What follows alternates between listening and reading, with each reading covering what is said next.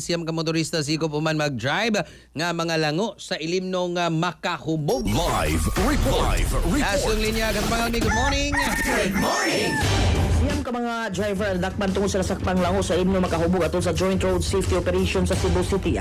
Ang operasyon na gipagayan kagahapon sa F. Cabahog Street nga gipanguluan sa Land Transportation Office sa Central Visayas kun LTO 7 uban sa LTO Central Office sa Philippine Coast Guard Special Operation Task Group. Sumala sa LTO 7 na meresulta ang operasyon sa pag-issue 49 ka temporary operators permit o pag-record 54 ka traffic violations nga napakita sa badayon nga kakuwang sa pagsunod sa mga balaod sa kadalanan. Sa kinatibukan, siyam ka mga motorista positibo sa magbaniyo ubos sa impluwensya sa ilimnong makahubog nga paglapas sa Republic Act No. 10586 o ang Anti-Drunk and Drug Driving Act of 2013.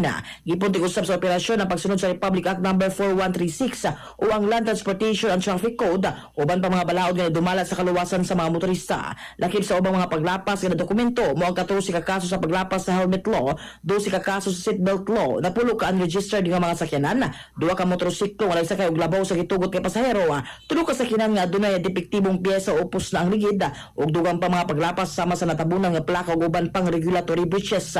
Gipadayag sa mga otoridad nga ang mga sakyanan sa ladakpan nga mga motorista gilan og gi-impound ug gitugyan sa Traffic Enforcement Unit sa Cebu City Transportation Office kung CCTO subay sa kasamtangang mga pamaagi.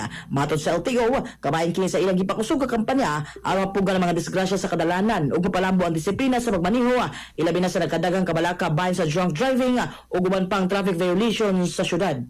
Mga katropa, alang sa mapahimsog sa panlawas, inumog sa Anthona Plus Gold alang sa naghiusang Pilipino para sa Pilipinas. Kini yung katropa Almimata XFM News. XFM report.